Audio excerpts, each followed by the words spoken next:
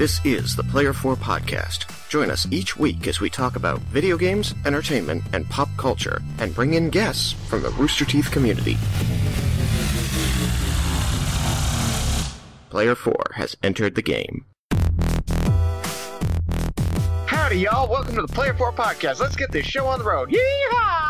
Oh no, we're back to the freaking southern accent.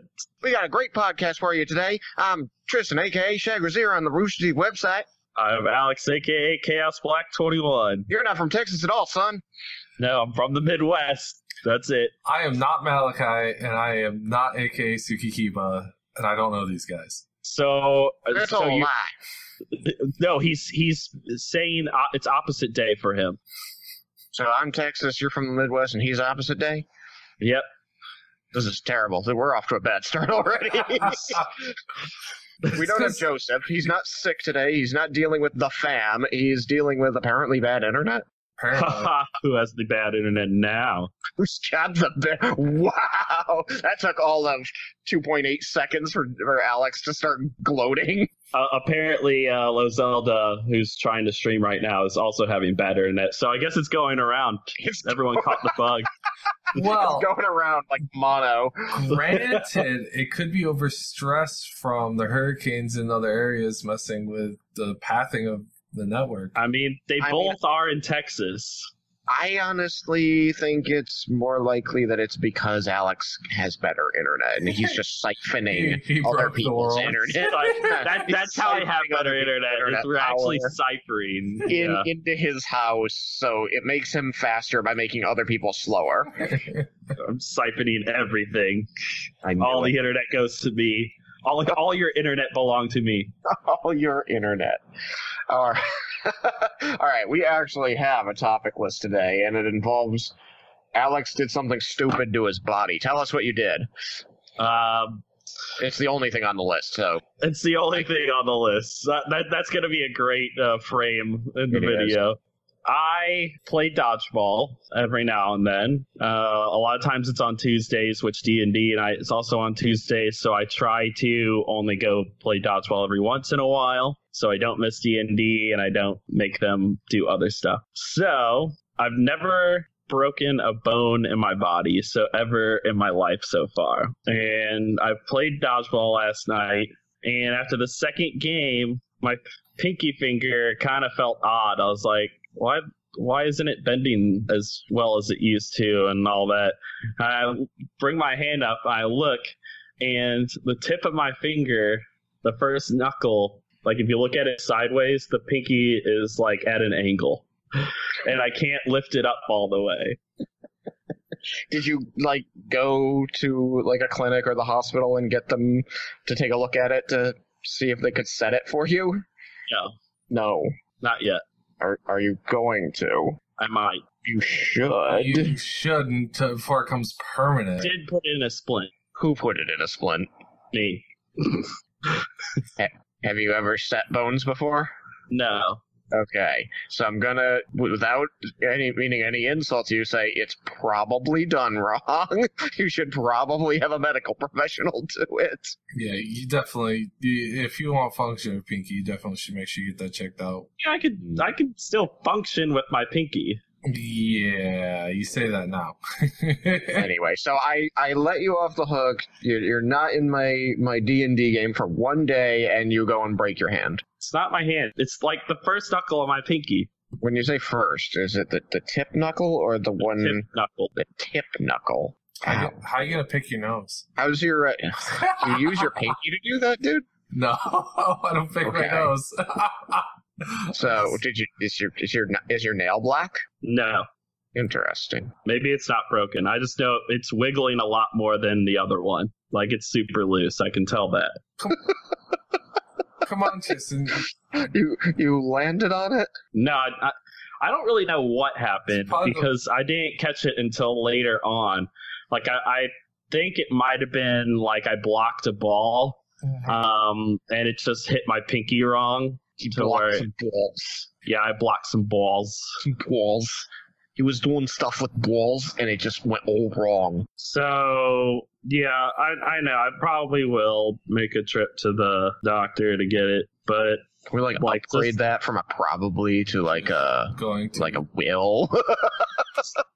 For now, I just made a splint just to make it so that it stayed straight. It's good, guys. Don't worry. I fixed it with toothpaste and washcloths. It's fine. Actually, it is a colored pencil and tape. That's even better. Did you break the colored pencil in half so that you have one on either side? No. Can I suggest that you do so? Or get a second colored pencil and put one on either side? Because that you should have one on either side. It's better. In any event, I put it, the way I have it is that it's on the back of the finger. So I can put one on the front.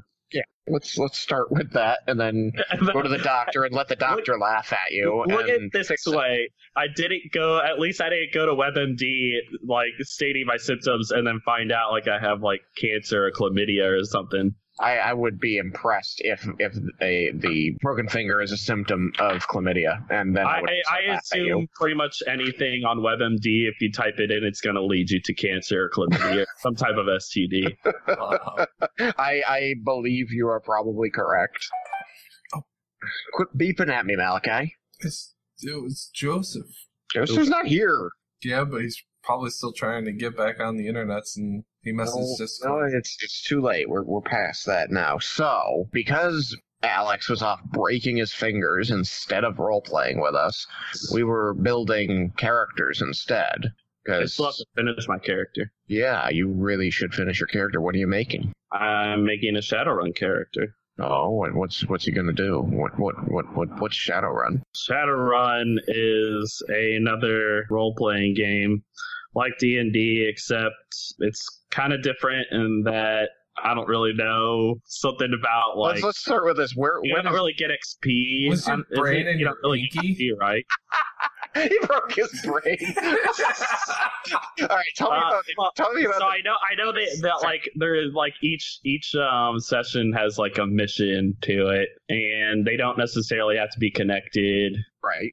And a team gets together to pull off this thing. It's usually a heist or something, or getting information, or sabotaging something. Okay. What's the genre?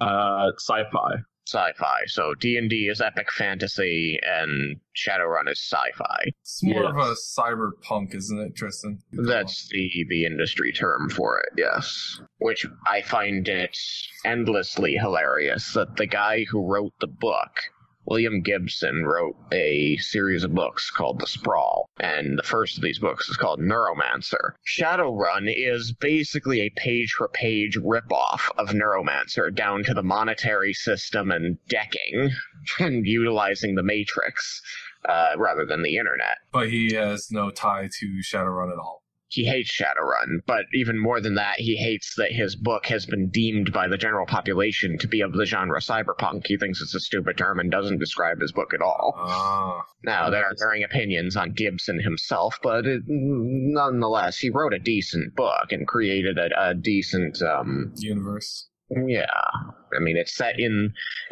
our universe. It's Earth, just what they call 5 minutes in the future, where where technology is advanced enough that people can replace their body parts with robotic limbs that are better than the originals.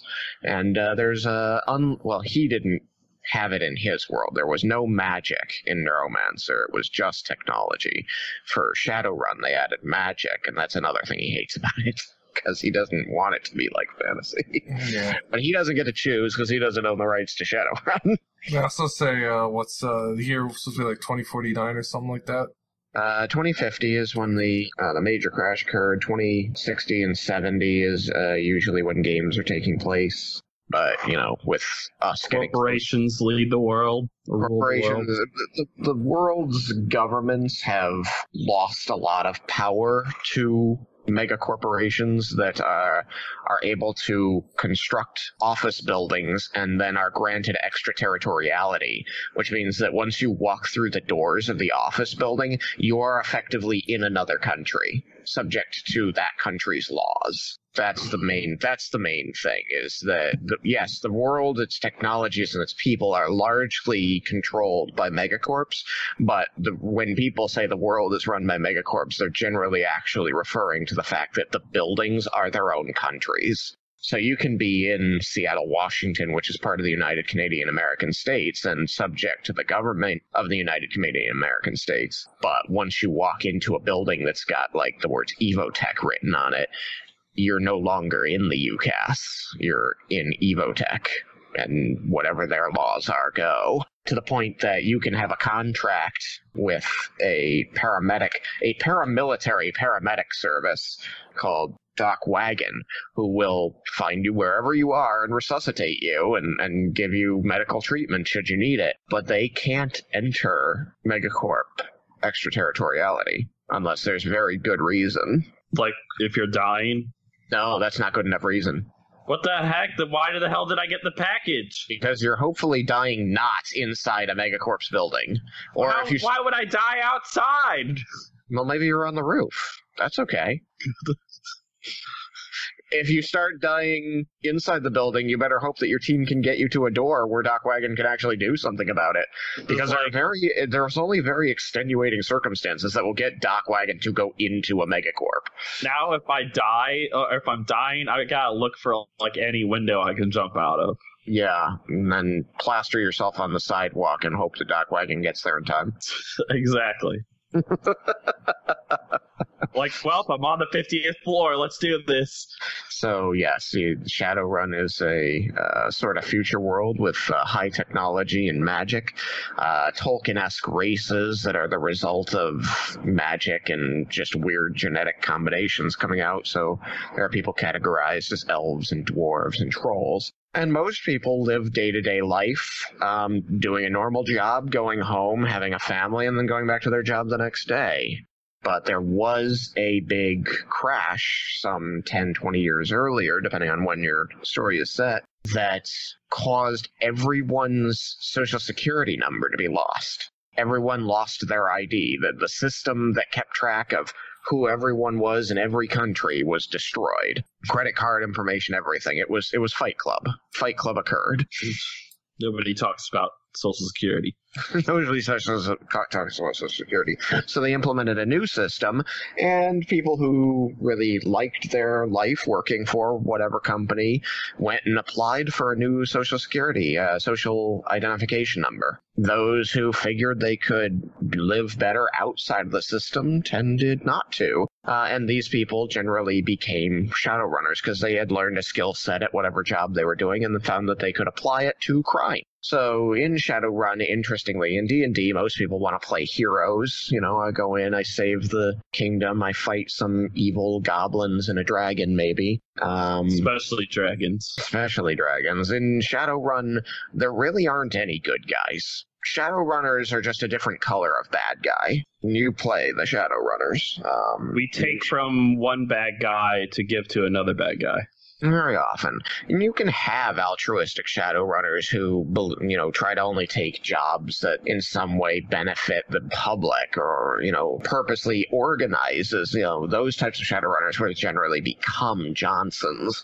Of some Mr. and Mrs. Johnson to set up missions against megacorps that they believe are harming society. And so then the Shadowrunners might get hired by one of these guys who has a vendetta or a more altruistic mission. But in most cases in Shadowrun, it's a megacorp wants to get an economic advantage over another megacorp, and so they hire out through several third parties a team to go and steal something from the other megacorp, kill somebody important at the other megacorp, take somebody over their hostage, plant some phony evidence of a crime so that they look bad or lose something they need and lose the economic advantage. That's usually the large and small, the long and short of it. Is it's all bad guys doing bad things for money. You get to be one of them. Yes. I had a Shadowrun, the first one I've done in a while, last Thursday. and it went particularly poorly for my character. It was myself and one other, so it was a 2-man run, and we did a truncated run, meaning we kind of forwent some of the role play elements, and just so that we could get through as much of the mission in one session as we could. So we kind of cut straight to action scenes, from one action scene to the next. So it was, here's the mission, and quickly, anything you need to do, just declare down a list what you need to do. We'll do some quick rolls, and then we're going to go straight to the meeting. And so the mission was, Mr. Johnson was hiring a team of bodyguards. He needed 2 bodyguards to be with him when he made an exchange. He was bringing an item, the other guy was bringing money, and they were going to exchange an item for money, and then they were going to go their separate ways. Cool. So we got to the meeting, and our Mr. Johnson presented the item, and the other guys, we were supposed to present the money, but before they could present the money, perception checks, everybody hears a helicopter coming. We're out in the middle of nowhere, so there really shouldn't be a helicopter coming. So immediately the other guys start drawing weapons, and I asked the storyteller, hey, do they seem like they're about to attack, or are they still just on edge? He goes, they seem like they're about to attack. I go, okay. I spent 2 turns blowing all of my stats on 2 spells. I cast literally 2 spells, because I was a mage. I knocked all of the guys out in one go. Almost killed myself doing it, because magic drains your energy, your body. It can hurt you if you cast it too hard. If you cast too hard, you can hurt yourself. So I almost cast too hard, and we knocked them all out. One go. I was like, yes, good. We didn't die from that. Quickly get the money off of them and get out of here before that helicopter gets here. And of course they didn't have any money that we could easily get off of them on them. And I'm sitting there going, great. He was probably going to initiate a wire transfer using his phone, which has a biometric lock on it. So I just scooped him and his phone up, tossed him in the truck, and said, all right, we're leaving now. Oh, gosh. And our Mr. Johnson got all uppity. It was like, we can't, you're not kidnapping the client here. We're supposed to be making an exchange here. I'm doing this by the books. There's no funny business going on here. And as I'm having this argument with him... The helicopter gets there? Oh, I wish it was that simple. No. So we had brought 2 cars. I had ridden in the limo with Mr. Johnson, and the other guy had said, I've got this cool tank truck with all these guns on it. I'm going to bring that with me. I'm like, okay, you could just ride in the limo with us like a normal person. No, it's got to be a tank. So he brings his tank, which is purchasable at Character Creation in 5th edition, which is amazing. I did not purchase that, though. I purchased a flyer. Well, see, you should have bought the tank. No, apparently not, because something goes wrong with the tank, I'm assuming. All the guns on the tank suddenly point at Mr. Johnson and blow him away. Someone hacked him. Dude got erased. Just like, okay. Doesn't that kind of stuff have protection on it?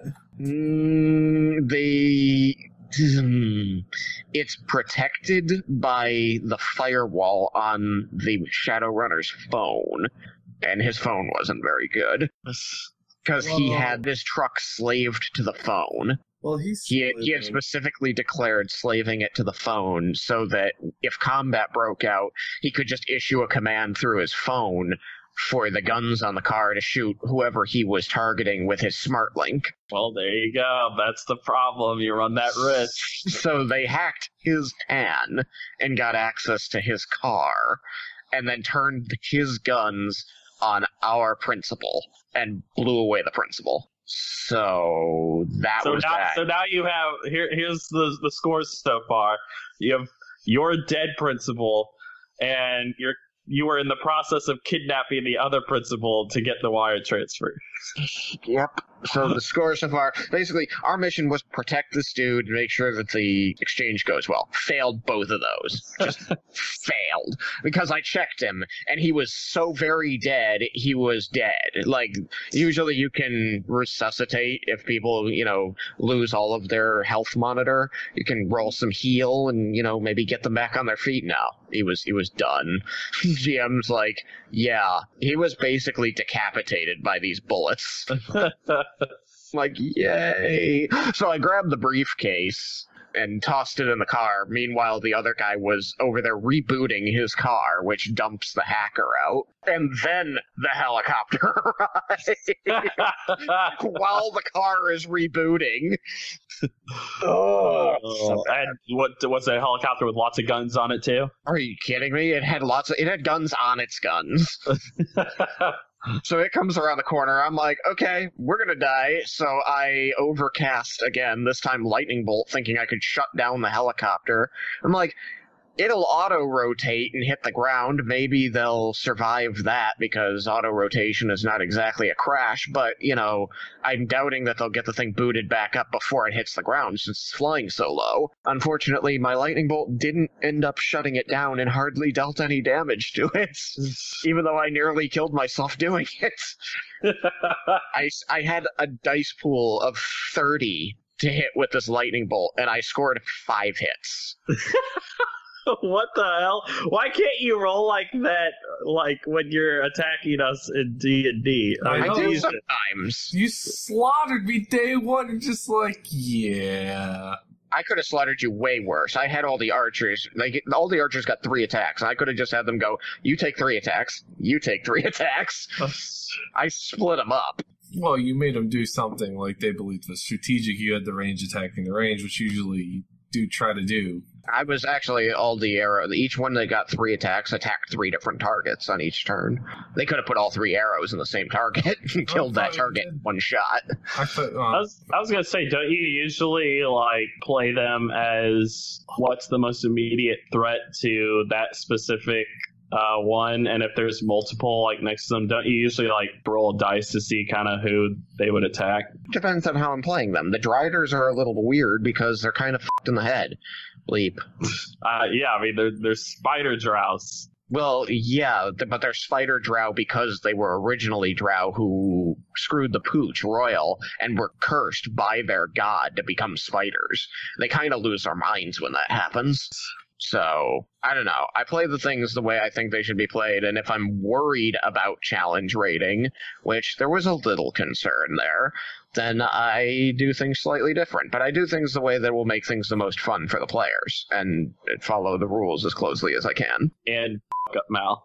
No, mostly I'm there to kill Derek. Well, that too. I mean, it's Derek. Remember my 7 favorite words in the English language in their order. Rowan, make a death saving throw. Make a death saving throw. So you only hit 5 of your 30 lightning. 5 of my 30, so they had to resist I think on their reflex test they scored 3, so they had to resist 12 lightning damage, and it has a body of 20 and 15 armor on top of that. So no, it was good. So it took 5 points of damage on its 15 health monitor. Yay.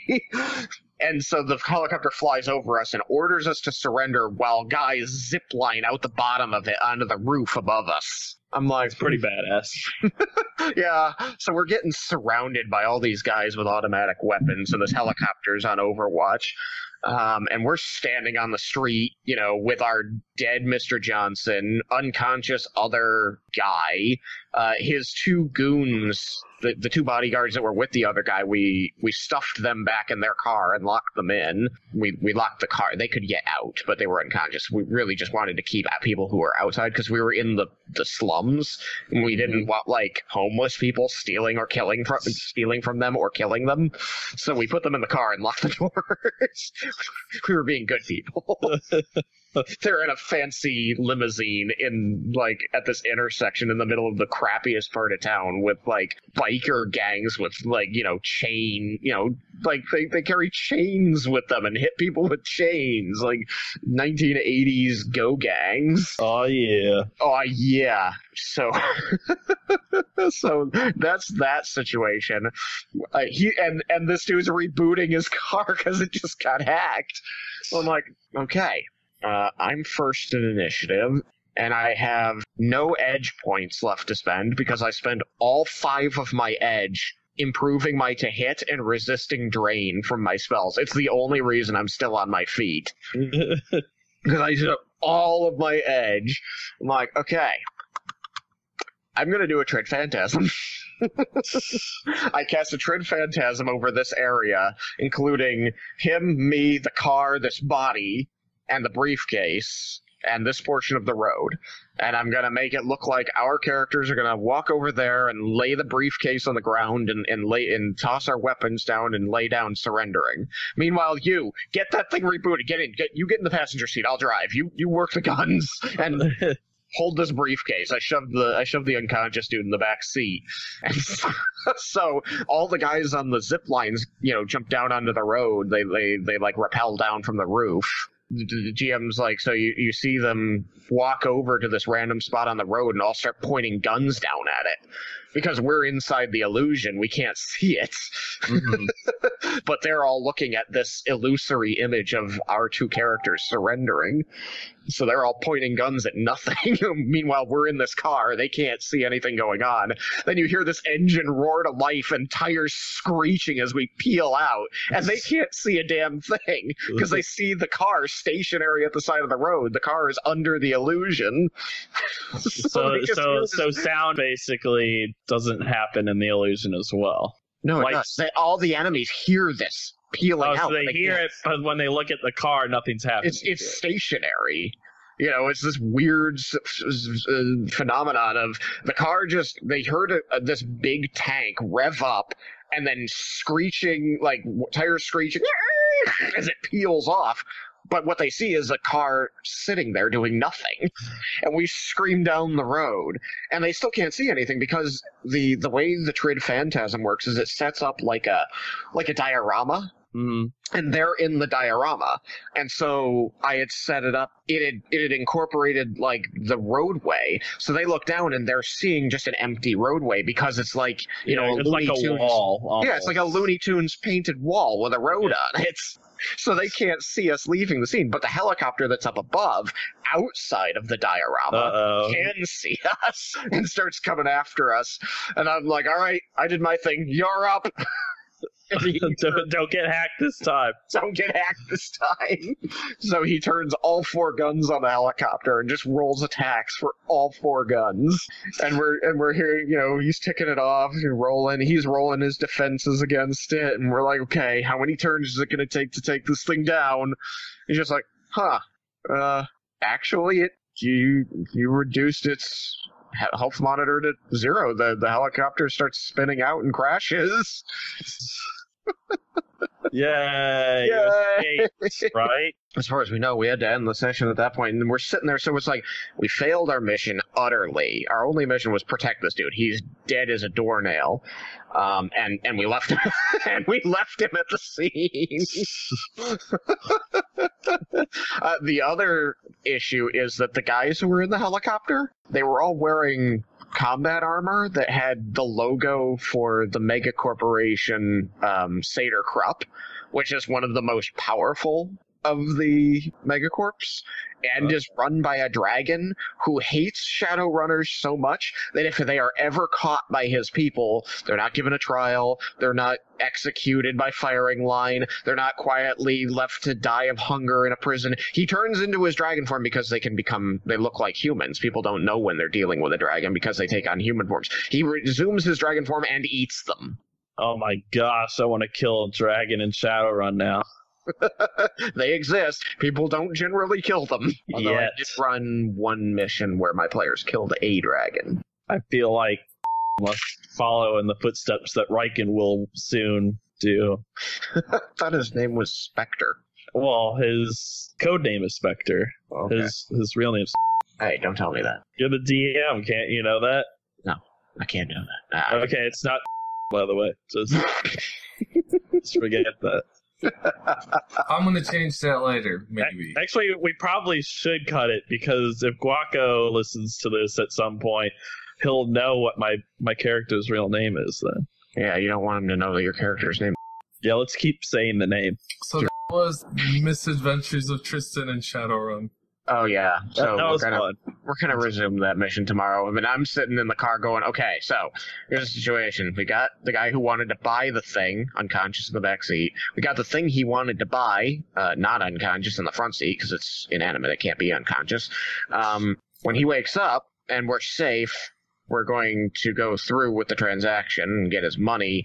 Also, we're going to charge him because we saved him from Satyr Corrupt, and we can prove it because I have Cyber Eyes that recorded it. Ha!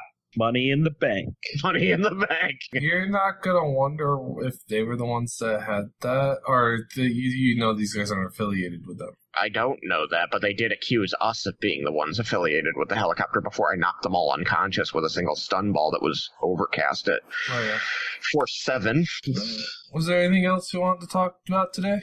Oh, that was like 23 minutes of good stuff. Yes, around that. So, Money in the Alex, bank. see what happens when you break your finger, Alex? You don't get to shoot a helicopter down. You see what happens when you break your finger? In the Alps. In the Alps. I knew it was coming. Good night, everybody. Good night. Hashtag goodbye. Goodbye. That was fun. You always discuss your D&D or your Shadowrun, any RPG stuff you do. It's always fun to listen to. I don't know about that. Shots fired. Rolled a hit. Well, you're going down next session. 13. 13. Too bad my AC is 21. Well, Your insults don't land. I get plus 11 for friend bonus. But we're enemies when you're attacking me. So really, you're frenemies. Frenemies. Thanks to the following patrons for making this video possible. Support us at patreon.com/player4podcast.